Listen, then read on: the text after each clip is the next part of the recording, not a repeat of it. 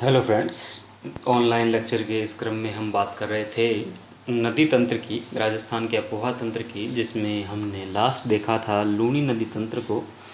और लूणी नदी तंत्र में हमने शुरू में बात की थी जल ब्लॉक्स की। तो उस जल ब्लॉक्स में एक फैक्चुअल गलती हो गई थी कि वहाँ पे जल ब्लॉक्स बताए थे 249, और 249 का जब डिवाइडेशन किया था वो इस तरह से किया था कि 190 तो हैं डार्क जोन, 25 हैं सुरक्षित जोन, और एक शब्द लिखा था 140। तो ये 140 टू 190 हो गए हैं 10 साल में। इसमें ये बताने का अर्थ था, पर वो मिस्टेकनली 140 क्रिटिकल के क्षेत्र में लिखा गया। तो एक्चुअल में क्रिटिकल नहीं थे, ये डार्क जोन ही हैं जो पिछले साल में 140 से 190 हो गए, और क्रिटिकल हैं 34। तो इस तरह से उस फैक्ट को ठीक कर लीजिएगा। इसके बाद हम बात करते हैं आज माही नदी तंत्र की। तो देखिए, माही नदी तंत्र में मुख्य बातें कि ये ऐसी नदी है जो दक्षिण से ही प्रवेश करती है और दक्षिण में ही वापस चली जाती है। अब इसके अंदर जो खास बातें हैं उसको हम फैक्चुअल बातों को देख लेते हैं कि इसे बागड़ की गंगा कहते हैं। बागड़ की गंगा क्यों कहते हैं? क्योंकि डूंगरपुर बांसवाड़ा वाला इलाका बागड़ कहलाता है, बागड़ी बोली के कारण, इसलिए ये बागड़ की गंगा है। कांठल की गंगा, नदी का किनारा दक्षिण राजस्थान में कांठ कहलाता है, और ये नदी का जो कांठ का क्षेत्र है प्रतापगढ़ में फैला हुआ है, इसलिए इसे कांठल की गंगा भी कहते हैं। आदिवासियों की गंगा, क्योंकि इस क्षेत्र में आदिवासियों का बाहुल्य है। और दक्षिण राजस्थान की स्वर्ण रेखा इसलिए क्योंकि जितनी भी यहाँ पे सिंचाई परियोजनाएं हैं, बांध परियोजनाएं हैं, इसी नदी पे बनी हुई है। तो ये इकोनॉमिकली काफ़ी बेनिफिट है, इसलिए इसे golden line of southern Rajasthan भी कहते हैं। इसके बाद हम बात करते हैं इसके उद्गम की। तो उद्गम देखिए, इसका मध्य प्रदेश में जो विंध्याचल पर्वत श्रृंखला है उसमें एक पहाड़ी है, अमरेरू पहाड़ी से होता है। वहाँ पर एक झील है, मेहद झील। यहाँ पे जो मानसून का वर्षा का जल आता है वो झील में भर जाता है, और झील से इस नदी का उद्गम होता है। इसके बाद ये नदी अपना अंत करती है खम्पात की खाड़ी में गिरकर, और इसकी जो कुल लंबाई है अमरेरू झील से लेकर खम्पात की खाड़ी तक वो है 576 किलोमीटर, जिसमें से 171 किलोमीटर लंबाई है राजस्थान में। ये 3 जिलों में मुख्य रूप से प्रवाहित होती है सहायक नदियों के साथ, प्रतापगढ़, बांसवाड़ा, डूंगरपुर। और वाक्य में सिर्फ मुख्य नदी की बात करें तो केवल बांसवाड़ा और डूंगरपुर। सहायक नदियां हैं सोम, जाखम, अनास, मोरेन, चाप और ऐरा। इनके बारे में अभी डिटेल से डायग्राम में देखते हैं। अब इन सभी फैक्ट को हम एक डायग्राम्स के रूप में समझ लेते हैं कि ये किस तरह से प्रभावित होती हैं। तो यहाँ पे हम दक्षिणी राजस्थान का मैप ड्रॉ करते हैं। ये है दक्षिणी राजस्थान। यहाँ पर ज़िले हैं, यहाँ पर है बांसवाड़ा, यहाँ पर है डूंगरपुर, यहाँ है उदयपुर, और यहाँ है प्रतापगढ़। अब इस नदी का जो उद्गम है वो होता है विंध्याचल पर्वत श्रृंखला में अमरेरू पर्वत से।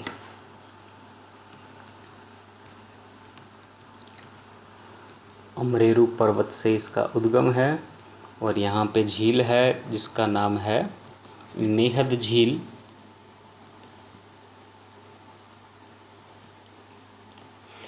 और इसके बाद ये नदी राजस्थान की ओर प्रवेश करती है, और राजस्थान में बांसवाड़ा से इसका प्रवेश होता है। और ये जहाँ से प्रवेश होता है वह स्थान है खांदू गांव। तो खांदू गांव से इसका राजस्थान में प्रवेश होता है। इसके बाद ये बांसवाड़ा डूंगरपुर के बीच सीमा बनाती है, डूंगरपुर में जाती है, और उसके बाद ये वापस गुजरात में प्रवेश कर जाती है पंचमहल ज़िले में, और अंत में ये खम्पात की खाड़ी में विलीन हो जाती है।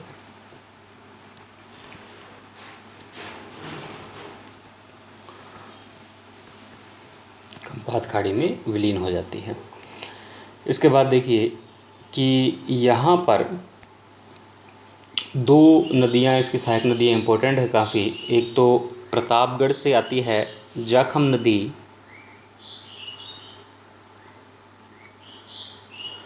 और एक उदयपुर से आती है सोम नदी। तो ये सोम, जाखम और माही का संगम होता है डूंगरपुर के बेणेश्वर स्थान। बेणेश्वर के बारे में सबने सुना होगा, आदिवासियों का कुंभ कहलाता है ये। और ये जो बेणेश्वर स्थान है, ये यहाँ पर एक गांव है डूंगरपुर में, नेवटपुरा, वहाँ पर स्थित है। तो इस तरह से ये नदी अपनी दो मुख्य सहायक नदियों के साथ खंपात खाड़ी में अपने जल को ले जाती है। अब इसमें और इम्पोर्टेंट बातें क्या हैं कि इस पे कौन कौन सी जल विद्युत परियोजनाएं बनी हुई है। तो देखिए, यहीं पर बांसवाड़ा में यहाँ पर दो बांध बनाए गए हैं। एक तो माही बजाज सागर बांध और एक बांध है कागदी पिकअप बांध।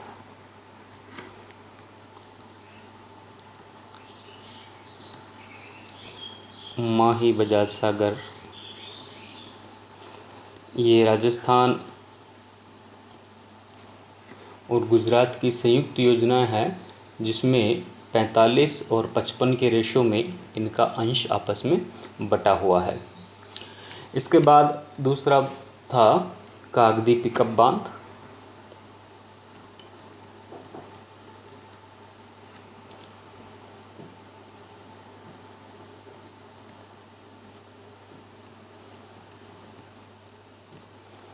तो इस तरह से दो जल विद्युत परियोजना यहाँ पे बनी हुई है। तो ये बात थी मुख्य फैक्ट की, जो हम इस डायग्राम में दिखा सकते हैं। तो वापस देखिए, विंध्याचल पर्वत श्रेणी के अमरेरू पर्वत से इसका उद्गम होता है और उसके बाद ये राजस्थान में खांडू गांव से प्रवेश करती है, जहां माही बजाज और कागदी पिकअप बांध बनाए गए हैं। इसके बाद ये डूंगरपुर और बांसवाड़ा के मध्य सीमा रेखा बनाती है और यहीं डूंगरपुर में प्रतापगढ़ से जाखम नदी और उदयपुर से सोम नदी आके मिलती है नेवटपुरा गांव में, जहां पे बेणेश्वर तीर्थ स्थल है, आदिवासियों का कुंभ कहलाता है। इसके अलावा इस नदी की और हम फैक्चुअल बात करें तो देखिए, बोहरा संप्रदाय की पीठ गलियाकोट और इसके साथ साथ सैयद फ़खरुद्दीन की मज़ार, ये दोनों यहीं पर स्थित है। ठीक है, तो ये दोनों बातें भी यहीं पे नोट कर लेते हैं।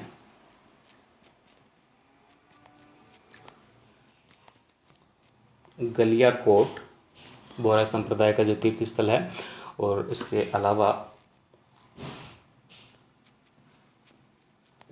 सैयद फ़खरुद्दीन की मज़ार।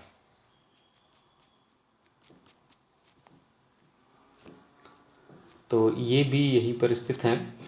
इसके अलावा बेणेश्वर आई गया त्रिवेणी संगम का स्थान, और इसके अलावा यहाँ पर माव जी ने एक शिवलिंग की स्थापना कराई थी जो खंडित था। ठीक है, तो यहीं पर वो शिवलिंग भी स्थित है। पूरे विश्व में एकमात्र शिवलिंग है जो खंडित था, संत माव जी ने यहीं पे स्थापित कराया था डूंगरपुर में। तो ये थे इसके बारे में फैक्चुअल नॉलेज, जिसको हमने डायग्राम के रूप में देखा। अब मुख्य बातों को वापस डिटेल में हम लिख लेते हैं कि त्रिवेणी संगम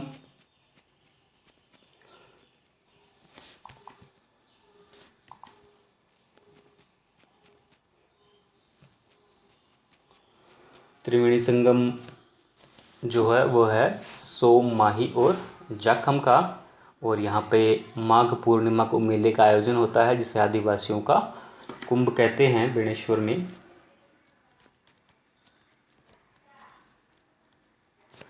और यहाँ पे सर्वाधिक भील जनजाति आती है।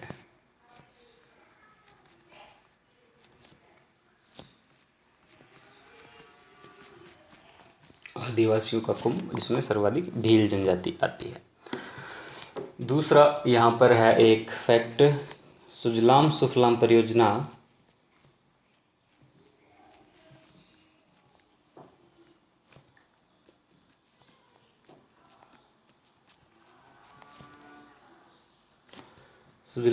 परियोजना ये माही की सफाई के लिए चलाया गया कार्यक्रम है।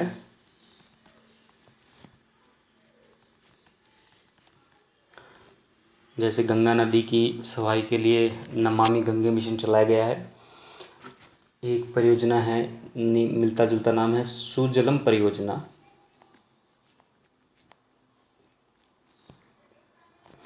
तो सुजलम परियोजना क्या है? पश्चिमी राजस्थान में मुख्यतः जो बाड़मेर जिला है, वहाँ पे बार्क के द्वारा चलाया गया पेयजल कार्यक्रम है। बार्क बाबा एटॉमिक रिसर्च सेंटर के द्वारा चलाया गया पेयजल कार्यक्रम बाड़मेर में। इसी नदी का जल जा रहा है वहाँ पे। और इस नदी की एक खास बात है कि ये नदी कर्क रेखा को 2 बार काटती है। देखिए कर्क रेखा क्या है, कर्क रेखा आप कहते हो 23.5 डिग्री वाली होती है कर्क रेखा, 0 डिग्री वाली भूमध्य रेखा और 23.5 डिग्री दक्षिण वाली होती है मकर रेखा। तो माही नदी जो है वो इस तरह से अपने उद्गम से अंत तक कर्क रेखा को 2 बार काटती है। इसके अलावा भूमध्य रेखा की बात करें तो यहाँ पर एक अफ्रीका की नदी है कांगो नदी, वो भूमध्य रेखा को 2 बार काटती है। और मकर रेखा को काटने वाली नदी भी अफ्रीका महाद्वीप में है, जिसका नाम है लिम्पोपो।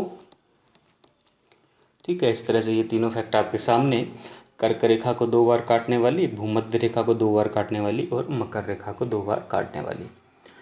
ये जो नदी है माही नदी राजस्थान के दक्षिण से प्रवेश करती है, पश्चिम की ओर जाती है और वापस दक्षिण में प्रवेश कर जाती है। अब यहाँ पे जो परियोजनाएं थी उनके बारे में डिटेल देख लेते हैं। पहली परियोजना थी माही बजाज सागर,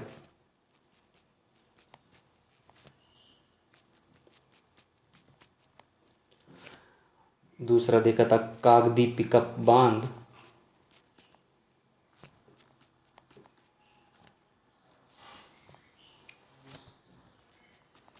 तो ये दोनों कहाँ थे, ये बांसवाड़ा में।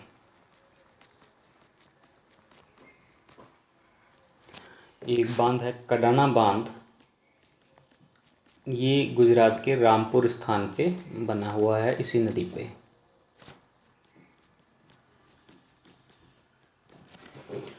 इसके अलावा सोम कागदर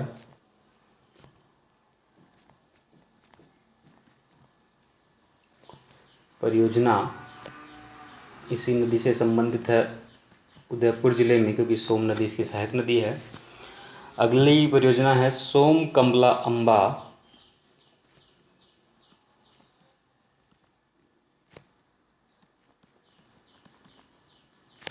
ये है डूंगरपुर ज़िले की योजना जो कि इसी नदी से संबंधित है। और जाखम बांध परियोजना,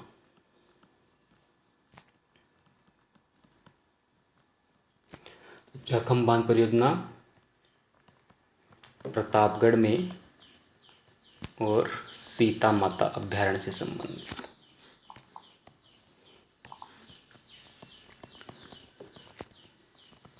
ठीक है, इस तरह के फैक्ट्स को ध्यान में रखना है।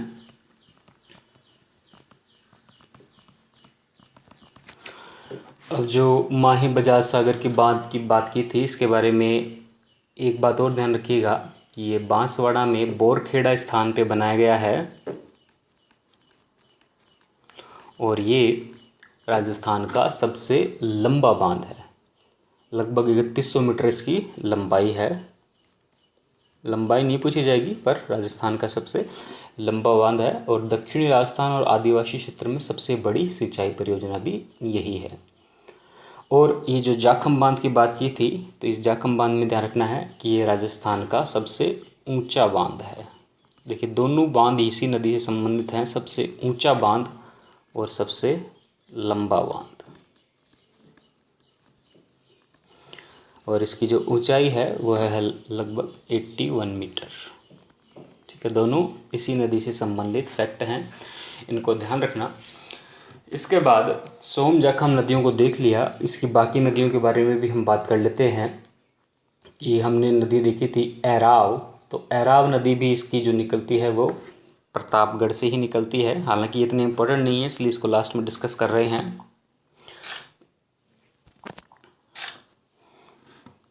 तो यहाँ पे जो एक और नदी निकलती है वो होती है एराव। तो एराव नदी भी प्रतापगढ़ से ही निकलती है। इसके बाद चाप नदी है, चाप नदी बांसवाड़ा से ही निकलती है।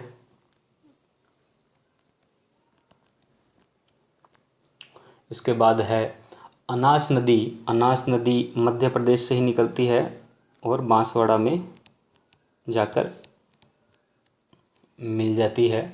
और इसके बाद है मोरेन नदी जो डूंगरपुर से निकलती है और यहीं जाकर इसमें मिल जाती है।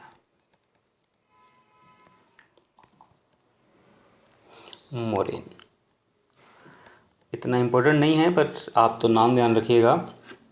ये जो विशेष बात की है हमने, अनास नदी, चाप नदी, एराव नदी और मोरेन नदी। एराव नदी प्रतापगढ़ से, अनास मध्य प्रदेश में, चाप बांसवाड़ा की और मोरेन नदी डूंगरपुर से। तो ये था इस नदी के बारे में फैक्ट। एक बार इस सभी फैक्ट्स को, डायग्राम को कंसोलिडेट कर लेते हैं कि माही नदी का उद्गम विंध्याचल पर्वतमाला से होता है। उसके बाद ये मध्य प्रदेश के धार जिले में अवस्थित अमरेरू पहाड़ी में मेहंद झील से उद्गम होकर बांसवाड़ा में खांदू नामक स्थल से प्रवेश करती है। और खांदू नामक स्थल पर प्रवेश करने के बाद बांसवाड़ा में जाती है, जहाँ पे माही बजाज परियोजना और कागदी पिकअप बांध बनाए गए हैं। और जो माही सागर परियोजना है वो 45-50 के रेशो में राजस्थान गुजरात की संयुक्त परियोजना है। इसके बाद ये बांसवाड़ा से डूंगरपुर में प्रवेश करती है, जहाँ पे दोनों कॉमन सीमा रेखा बनाते हैं। और यहीं पर बोहरा संप्रदाय की पीठ गलियाकोट और सैयद फखरुद्दीन की मज़ार स्थित है। इसके बाद डूंगरपुर के बेणेश्वर में प्रतापगढ़ से जाखम नदी आती है और उदयपुर से सोम नदी आके मिलती है और त्रिवेणी संगम होता है नेवटपुरा गांव में, जो कि माघ पूर्णिमा को मेला लगता है। आदिवासियों का कुंभ कहते हैं और सबसे ज़्यादा भील जनजाति आती है। और यहीं पर संत मावजी ने एक शिवलिंग की स्थापना कराई थी, जो वर्तमान में खंडित है और ये विश्व में एकमात्र शिवलिंग है जो खंडित है। इसके बाद ये गुजरात में पंचमहल में प्रवेश कर जाती है। उसके बाद यहाँ पर भी बांध बने हुए हैं, कडाना बांध बना हुआ है रामपुर ज़िले में। तो ये थी इसके बारे में टोटल, इसका प्रारंभ से लेकर अंत 576 किलोमीटर लंबाई, 171 किलोमीटर राजस्थान में।